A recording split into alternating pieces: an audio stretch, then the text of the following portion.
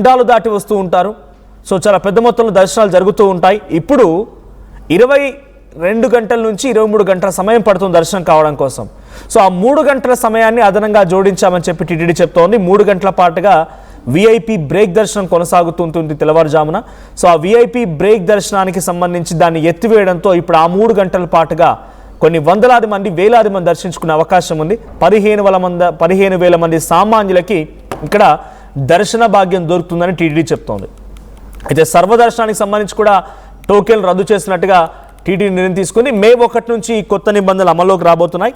So ఈ నిర్ణయానికి గల కారణం ఏంటి? ఇది పర్మనెంట్గా ఉండబోయే నిర్ణయమా, లేదంటే వేసవి నేపథ్యంలోనే ఇంప్లిమెంట్ చేయాలనుకున్న నిర్ణయం అనేది తెలియాల్సింది. బట్ వైకుంఠ ఏకాదశి మోడల్ని అమలు చేయబోతున్నారు అధికారులు తెలుస్తోంది. సో విఐపి బ్రేక్ రద్దు చేయడంతో 3 గంటలు సేవ్ అయిందని టీటీడీ చెప్తోంది. సో ప్రస్తుతానికి తిరుపతికి వెళ్ళిన వారు, మీరెవరైనా దైవ దర్శనం కోసం వెళ్ళే సమయంలో విఐపి బ్రేక్ దర్శనం కారణంగా ఆగిపోయారు, మీకు దర్శనం ఆలస్యమైంది, ఈ విఐపి బ్రేక్ దర్శనాన్ని ఎత్తివేయడానికి మీరు ఎలా చూస్తారు? చాలామంది విఐపి బ్రేక్ దర్శనంలో అటు ఎమ్మెల్యే రిఫరెన్స్ అని, ఎంపీ రిఫరెన్స్ అని రిఫరెన్స్లతో వెళ్తున్న వారు ఉన్నారు. చాలామంది వాటిని రిజర్వ్ చేసుకొని టికెట్స్ బుక్ చేసుకుని వెళ్ళేవారు కూడా ఉన్నారు. సో చాలా పెద్ద మొత్తంలోనే డబ్బులు చెల్లించి స్వామివారి దర్శనం కోసం వెళ్ళేవారు కూడా ఉన్నారు. ఇప్పుడు ఆ విధానాన్ని మొత్తాన్ని ఎత్తివేయడంతో, ఇప్పుడు ఆ విఐపి దర్శనాన్ని ఎత్తివేయడంతో వాళ్ళంతా కూడా ఒకసారిగా షాక్ గురే అవకాశం కూడా ఉంది. సో విఐపి బ్రేక్ దర్శనం రద్దుకు సంబంధించిన మరిన్ని అప్డేట్స్ పైన మా ప్రతినిధి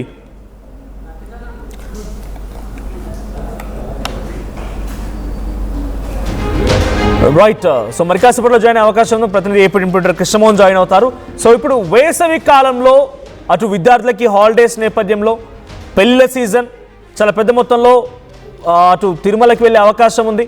దర్శన నిమిత్తం తిరుమలకి వెళ్ళే వారంతా కూడా పెద్ద మొత్తంలో భారీ సంఖ్యలో ఉంటారు కాబట్టి నిర్ణయం తీసుకొని ఆ బ్రేక్ దర్శనాన్ని ఎత్తివేయడం మూలంగా 3 గంటలు సేవ్ అయింది. ఆ 3 గంటల్లో 15,000 మందికి అదనంగా సామాన్యులకు దర్శనం దొరికే అవకాశం ఉందనేది టీటీడీ చెప్తున్నమాట. బట్ ఇది నిరంతరంగా కొనసాగుతుందా, కేవలం ఈ వేసవి కాలంలోనేనా అనే రకంగా తెలుసుకునే ప్రయత్నం చేద్దాం. ప్రతినిధి కృష్ణమోహన్ ఉన్నారు. కృష్ణమోహన్, సో ఇది కంటిన్యూస్ ప్రాసెసా?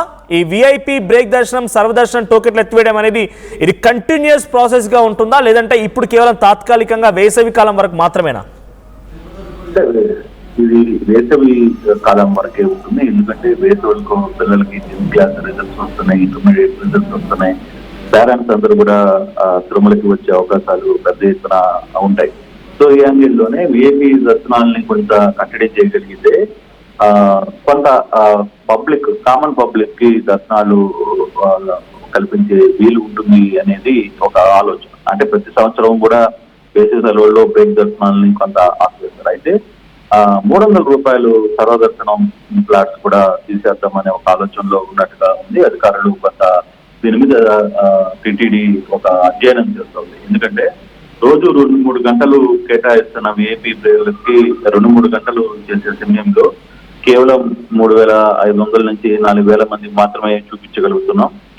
అదే 3-4 గంటల్లో దాదాపుగా ఒక 4 లక్షల మందికి దర్శనాలు చేయించగలం ఉంటే, అంటే దాదాపుగా 60-70 వేల మందికి ఆ దర్శనాన్ని చేయించగలం అనేది. అంటే ఒక నెలలో దాదాపుగా 25 లక్షల నుంచి 30 లక్షల వరకు జనాలు ఈ వేసవి సమయంలో వచ్చే పరిస్థితి ఉన్న నేపథ్యంలో కొంత ఆ టైంని కొంత కన్వీనియంట్ టైం గా కామన్ పబ్లిక్ కి ఉపయోగపడితే ఎలా ఉంటుంది అనే ఆలోచనలో టీటీడీ అయితే చాలా స్పష్టంగా ఉంది. ఆ దశగా కూడా మే 1 నుంచి ఆపేస్తే ఎంతవరకు ఉంటుంది? మే 1 నుంచి ఆపేస్తే మే, జూలై వరకు, అంటే మే నెల కానీ జూన్ కానీ ఈ 2 నెలల వరకు కూడా ఆపితే జూన్ తర్వాత మళ్ళీ స్కూల్స్ తెరవడం, తర్వాత యథాతథిగా ఉండే పరిస్థితి అయితే ఉంటుంది. కాబట్టి ఆ దిశగా ఈ 3 గంటల సామాన్య భక్తులు కేటాయిస్తే దాదాపుగా 15,000 నుంచి 30,000 వరకు దర్శన భాగ్యం కలుగుతుంది.